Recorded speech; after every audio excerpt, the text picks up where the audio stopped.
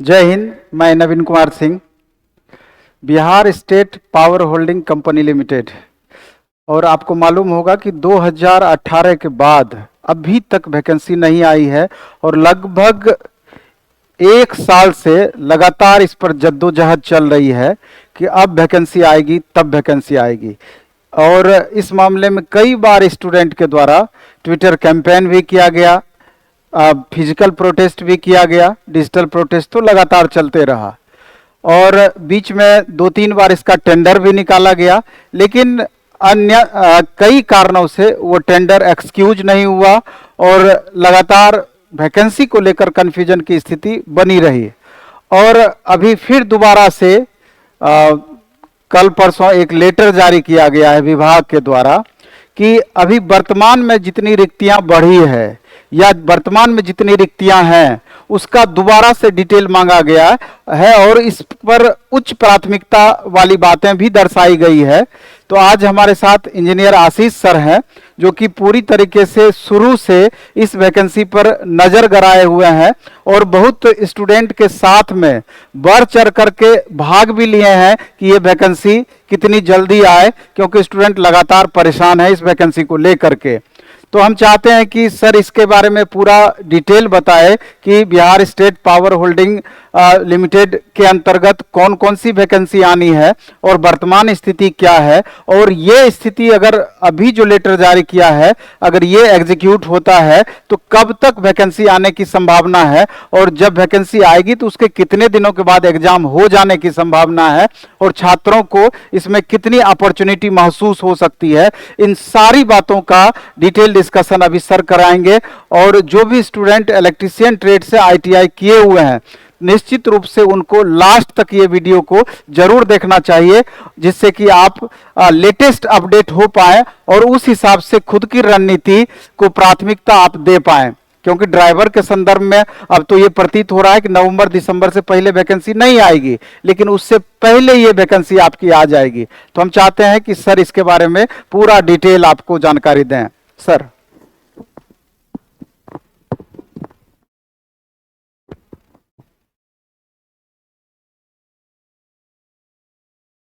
जी बहुत बहुत धन्यवाद सर।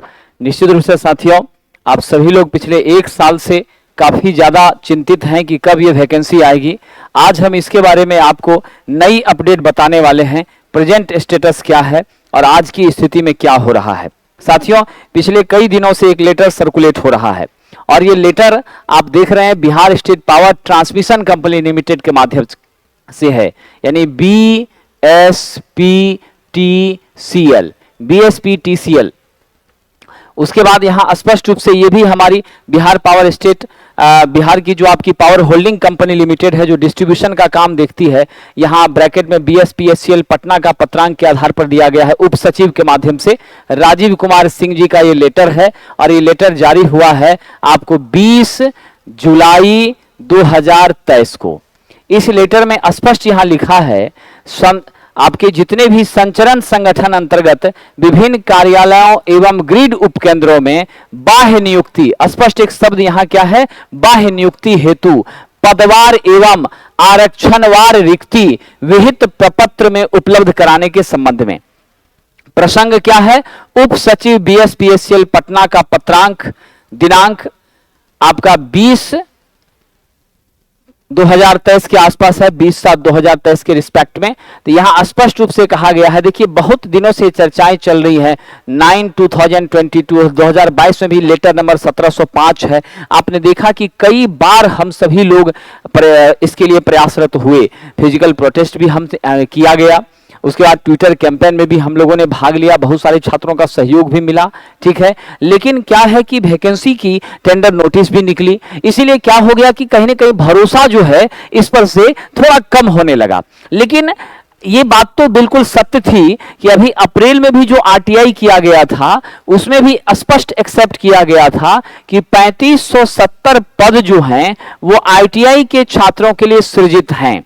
172 पद के आसपास आपका JEE के लिए क्या था, सृजित था। साथियों ये ध्यान रखिएगा। अब इसमें जो सबसे महत्वपूर्ण बात है कि अब एक समीक्षा की जा रही है, विभागीय समीक्षा की जा रही है, जिसमें स्पष्ट ये लिखा गया है कि आपका कोटि 1, 2 एवं 3 की भी रिक्ति संबंधी सूचना विहित प्रपत्र में निम्नलिखित समेकित कर ईमेल के माध्यम से अविलंब उपलब्ध कराएं, ताकि वांछित सूचना विवरण यथाशीघ्र होल्डिंग कंपनी को भेजा जा सके। कृपया इसे सर्वोच्च प्राथमिकता दी जाए। मतलब इस पर विशेष अब फोकस किया जा रहा है। अगर सरकार सच में नींद से जागी है तो मुझे लगता है ये एक अच्छी इंफॉर्मेशन हमारे लिए आ रही है साथियों, और इस इंफॉर्मेशन को ध्यान में रख करके सभी विद्यार्थियों को अब सचेत होना है। यहां देखिए दूसरी लेटर है, ये 10 जुलाई को जारी की गई है। रविशंकर साहब उप सचिव हैं, उनके माध्यम से महाप्रबंधक north Bihar power distribution limited, south Bihar power distribution limited, state power generation company, Bihar state power transmission company, सभी को भेजा गया है बाह्य नियुक्ति हेतु पदवार एवं आरक्षणवार रिक्ति उपलब्ध कराने के संबंध में। दिनांक 6/7/2023 पत्रांक के आधार पर अपर सचिव के माध्यम से जो प्रशाखा 4 में आया है, यहां स्पष्ट लिखा गया है। क्या कहा गया है साथियों? सभी रिक्त पदों पर बाह्य नियुक्ति हेतु निर्धारित कोटा के अधीन पदवार और आरक्षणवार रिक्ति का वर्तमान आवश्यकता अतिशीघ्र उपलब्ध कराने के संबंध में अतिशीघ्र उपलब्ध कराया जाए। कृपया इसे सर्वोच्च प्राथमिकता दी जाए। समझ गए? यानी कुल मिलाकर के जो सारी बातें हैं वो कहीं न कहीं, ये तीसरा भी लेटर देख लीजिए, सचिंद्र कुमार अवर सचिव का है, 4 जुलाई का है साथियों।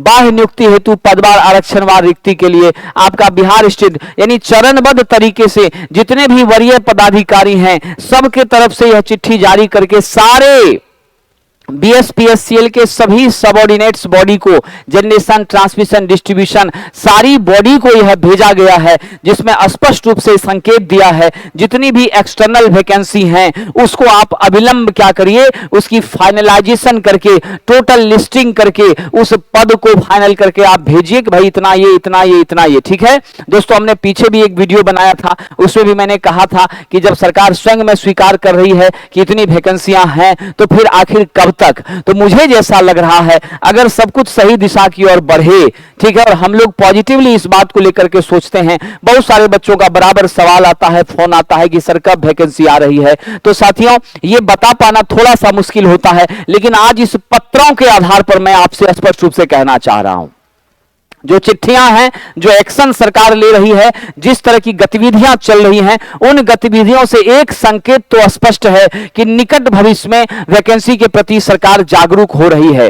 और बड़ा सवाल यह भी है कि अगर आप दूसरे विभागों में वैकेंसियां आप निकाल रहे हो बीटीएससी के माध्यम से, तो आखिर इसके साथ ये सौतेलापन क्यों? तो मुझे अब लग रहा है कि अगर सरकार नींद से जागी है, और ये जागी है तो हम छात्रों के लिए, सबके लिए एक अच्छी खबर है, और आपको अब जी जान लगा करके जुटना है, क्योंकि अगर ये सारी प्रक्रियाएं होती हैं, रिक्तियां भेजी जाएंगी, उसका फाइनल लिस्टिंग होगा, फिर विभाग से चिट्ठी होल्डिंग कंपनी को जाएगी कि भाई इतने पद पर आप क्या करें, नियुक्ति निकालें, और उस नियुक्ति निकालने के बाद टेंडर जारी होगा, टेंडर का बिडिंग इमीडिएट किया जाएगा, या नहीं तो सरकार अपने सबऑर्डिनेट के साथ किसी कंपनी को टाई करके उसके साथ एग्जाम करवाएगी। आप तो जानते हैं एग्जाम ऑनलाइन होना है, कंप्यूटर बेस्ड टेस्ट है साथियों। तो मेरे हिसाब से ये पूरी प्रक्रिया यदि जुलाई में चालू हुई है तो ये अविलंब नोटिस है, तो इस कारण से मुश्किल से 10 दिन के अंदर इसका जवाब चला ही जाना चाहिए, यानी मंथ के लास्ट तक में इसका जवाब चला जाएगा। अगस्त महीने में आपकी बाकी प्रोसीडिंग आ जाएगी,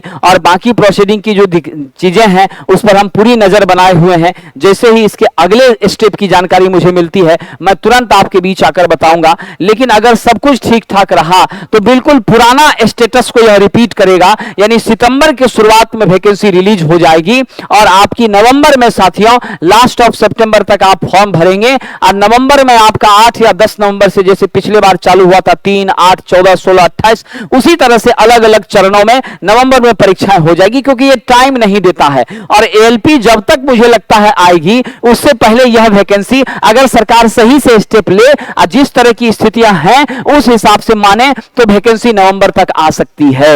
ये एक अनुमान है दोस्तों, ये गारंटी नहीं है, क्योंकि गारंटी तो गवर्नमेंट को देना है, जिसके बारे में वो पिछले 1 साल से आगे पीछे कर रही थी, अब जाके कुछ सुगबुगाहट तेज हुई है। इसीलिए इस सुगबुगाहट के बिहाफ में यहां स्पष्ट एक बना दिया गया, आरक्षित अनारक्षित सभी के लिए एक कॉलम बना दिया है, उसके हिसाब से विवरण उनको देना है। लेकिन ये सब बातों को समझ बूझ लेने के बाद इतना तो पता चल गया कि भाई वैकेंसी आ सकती है, और मुझे लगता है कि सितंबर तक ये जरूर क्लियर कट हो जाएगा। अगला जैसे कोई इंफॉर्मेशन आएगा मैं तुरंत आपको बताऊंगा। लेकिन अगर आप एक विद्यार्थी के रूप में देखते हैं तो आपके पास अगस्त, उसके बाद सितंबर, अक्टूबर, यही 3 महीना बचा है साथियों। नवंबर में आपका एग्जाम ही हो जाएगा अगर सब कुछ सही चला तो।